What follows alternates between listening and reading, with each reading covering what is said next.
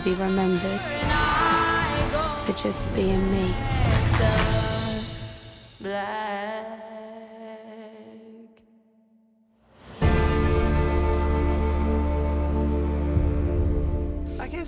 I mean, it's a strange sense of almost fate when sometimes, you know, something happens in a way where you just believe this was meant to happen, because Marisa was the first person I met. And so, you know, I'm coming into the audition experience quite fresh. Sometimes, you know, you've seen 235 people and then you say, oh, actually, you know, number 87 is the one. But Marisa was the first person I met when we sat and had tea and chatted, and then she was the first person in for the audition. So, you know, hooray, job done. It was so there was no kind of like, there was a lot of anticipation and discussion with my casting director before, like, how on earth are we going to find this person? Because it was so specific to find somebody, you know, who could portray Amy from the inside, not just impersonate. But, you know, it was incredible that she was, you know, day one, number one. And sometimes, you know, you then see another sort of 200 people just to make sure, which, you know, has happened in the past. But with Marisa, it was such a kind of instinctual, guttural response that I had to her performance that it was, I want to say it was really painful, but actually it was really amazing. Yeah, I mean, I guess for me, it was just about trying to connect in a way that was going to make sense. You know, I didn't feel, often when you're auditioning for something, you feel like I must get this job and how am I going to make sure that I get this job? With this, it wasn't like that. I really felt that I only wanted it if it was right for me. So I was kind of coming to it from quite a gentle place. There was a lot of work that I was doing behind the scenes, but it didn't feel forceful to me. It was, I wanted it to, you know, for me the most important thing throughout has been this sort of essence of Amy, and I knew that I needed to find that through sort of being gentle with my research, and yeah.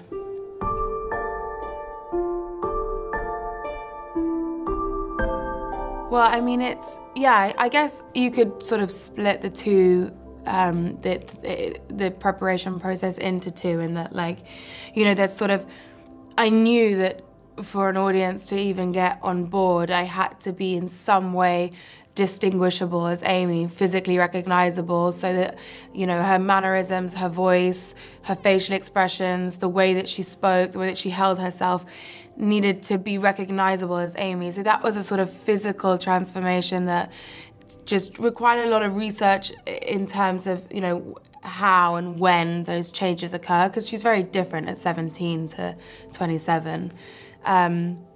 And then there's the other side of it that for me as an actor, is, you know, the most important. It's the thing that I felt was going to change this from being a sort of impersonation of a person, you know, to an embodiment, that essence of Amy that is the sort of, you know, what is the psychological truth, the emotional life, the wants and desires of Amy, that I thought were going to, you know, would help breathe the magic of her into our story. And I think it's the culmination of the two that makes something make sense. Yeah. I guess so, yeah. I think, look, anything where I find that anything where somebody is aware that they're being recorded, if someone's aware that they're on camera, then it's only going to provide like a surface level of intelligence in terms of understanding that person and how they tick and how they operate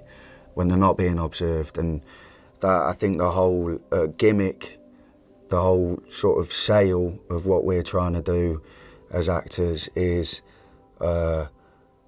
offer something that isn't self-conscious, it is in the moment, and try and convince an audience to come along with us on that. So, by which I mean there is ample footage of these two when they know that they're being recorded. And so they are conducting themselves in such a way that is obviously aware of the camera. So documentaries, etc., I didn't really find that helpful. maybe for things like speech and, you know, sort of base level details and trying to adopt his persona, maybe so, but just in terms of how he really ticked. There weren't masses, there wasn't like the sort of amount that you would expect due to how heavily documented the two of them are. So it's a long-winded way of saying that all of the footage out there I kind of wanted to discredit. If it meant that Blake was talking to camera, or if he knew that their lives were being documented. Because you can only take so much from that. What was really helpful was this CCTV footage available out there of him. Obviously he doesn't know he's on camera there, or if he does, he's not behaving like he is. So that was good, just in terms of like trying to study him. Stuff like that was more useful. What I did, and this is what I do for most characters, I talked to Mitch about his life, and I asked him places where his grandmother lived, the street. My school was the next square, so I know that place. So I took photographs of that square. I found period photographs of Brick Lane, Commercial Road where his grandfather had a barber's shop. I found pictures of the cinema, and what I do is I would put them up in my office, and then I would ask Mitch for two things. I would ask Mitch for a playlist of what he considers to be the music that he loves, that he grew up listening to, and I would create that playlist. And then I asked Mitch to give me songs that he sung, because Mitch is a brilliant singer, and Mitch has recorded albums, and I would ask Mitch to give me a selection of songs that he thinks embodies him. And then I would just go for walks for ages. I would create a recording where I would narrate Mitch's life, but in the first person. It wasn't me looking in. It was saying, I was born here, I lived here, I went to this cinema, my grandma lived here. And I would walk for hours listening to that and intercut it with music of the jazz Mitch likes, and the jazz that his mother liked, and the jazz that he told Amy to listen to. And I would also listen to the songs that Mitch sang. And so I kind of created this interpretation of Mitch. And there's a lot in him that I find within myself. There's a great flamboyance. He's an extrovert and I'm an extrovert, you know.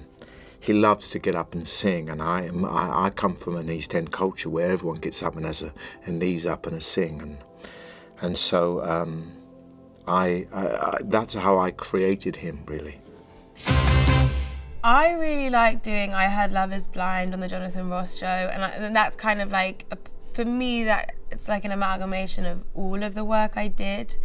That section of the film feels like the truest representation of the work I put into it, because I'm playing guitar and performing as close to her performance on that show as possible, but also you have the interview with Jonathan Ross just before that is a replica of Amy's real interview with him. And yeah, I just felt like that was just a really kind of full circle moment of her speaking voice, her point of view on Jonathan, as well as her playing and singing one of, in my opinion, her best songs. I mean, challenging every day, because we shot in 56 locations for 45 days, you know. So we had a lot of technical challenges. We were moving very quickly every day. You know, we had to really race to try and really... So there are always those. The most, I think, you know, for both of us, I think the most emotionally challenging day was probably the last day we filmed, because it was multi-layered. You know, we were filming as a perspective on possibly the last day of her life, but it was also our last day of filming and being with her in that space. It was, you know, it was so emotionally challenging, I think, across the board. And then, you know, obviously technical challenges we had, you know, scenes like the running scene at the beginning, you know, driving through London with this huge crane arm on top of a car, you know, fun challenges. So there's so many different things, but, and then also, you know, filming when they first meet was just, you know, you hope for something, and actually what we achieved, you know, with everything that happened was just actually much more sort of like magical in a way than anyone could have anticipated. So, yeah, there's so many challenges, but I'm sure from Marisa's there's, you know, more challenging things.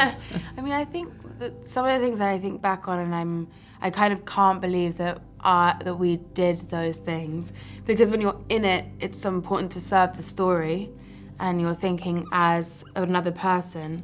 But looking back on, you know, doing something like Glastonbury, for example, that set was built in London, but we had hundreds of essays of extras in the room, huge cranes, real like muddy Glastonbury type floor that I was running around in sort of, you know, 8-inch heels. But at the time, you're just, it doesn't feel like that. You're just doing the thing. But looking back on it now, you know, it's pretty crazy. So they meet at the Good Mixer, sort of a little way into the film, and I believe it is a meeting that happened in reality. So obviously, yeah, I guess it's up to the likes of Matthew and ourselves really to kind of reinvent that, reimagine it. And there was a lovely ambiguity to, does Blake recognise Amy? If so, does he make it obvious? And I just love the way that unveils itself. Their sort of initial, or Blake's initial downplaying of his awareness of who Amy is sort of, we learn that he is onto her music. Being from around Camden, we can sort of conceive that he would be a fan of hers at this stage in her sort of stardom.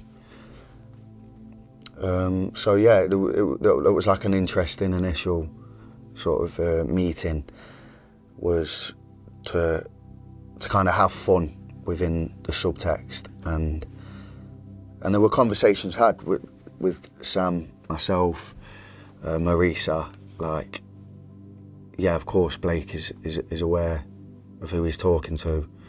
It's quite interesting that he doesn't make that known, and sort of plays this sort of a bit of a role play, a bit of a facade, a bit of playfulness, which felt intrinsic to the characters we were trying to portray. It was good. It was good. It was fun, and the seed was planted within the script. So yeah, it was fun. Yeah, what'd you call it then? The Winehouse style? I don't know. It's a bit vintage, isn't it? A bit of an anachronism, aren't I? Aye. I think when you really embed yourself in a person and their life, and reading all her sort of journals and song lyrics, you start to sort of see her in a new dimension, in the sense that you're becoming so emotionally attached and embedded in the way. So I guess there's no great revelation. It's a sort of daily little moments of just connection, I guess. So it's hard to say, I learned this and it be some big thing.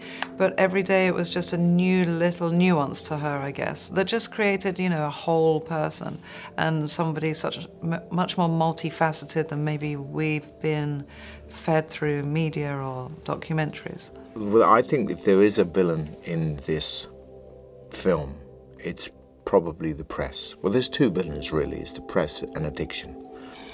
And the press conveniently create a narrative that's a very binary narrative. They live in a world where there's villains and victims.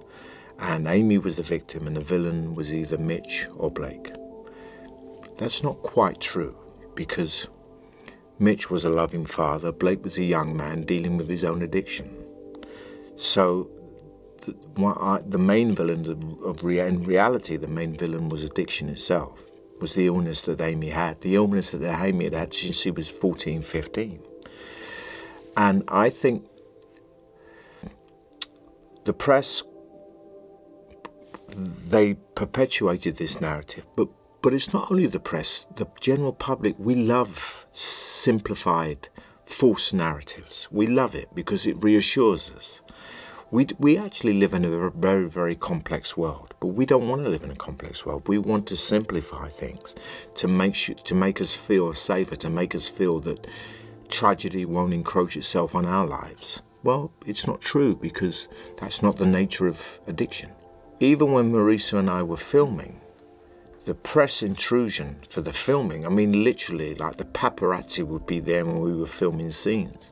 So what we had to do was, in a sense, use that as actors to kind of be Mitch and Amy. But there were actors playing the paparazzi, but beyond them, there were real paparazzi. and you kind of felt this incredible encroachment on your space and your psychological well-being. And in a sense, me playing Mitch and Marisa playing Amy was a barrier against that. But if that was my real life, it would be hell for me and for my child. I mean, if that was my child, my daughter going through what Amy went through, I'd be, you know, there's always photographs of Mitch with Amy and he's doing this I mean, that would be me. That would be any father. You'd be protecting your daughter, because these people were like vultures. I think it's important that people that don't know Amy understand why the world sees... I think for the people that don't know Amy already, it's important for them to fully understand why the world still cares so much about what happened to her. And then for everyone to sort of maybe start trying to change that narrative and thinking about Amy as the, you know, the object and the subject of her life and everything that happened to Amy Winehouse, and start remembering, you know, why it is that we're all here in the first place and Back to Black exists, and what it was about Amy that made everyone just completely fall in love with her. You know, she's like a young girl from North London who just took the world by storm and by surprise, and I don't think talent like that and rawness and authenticity like that comes along very often at all. So it's remembering that that's who she was. Amy Winehouse.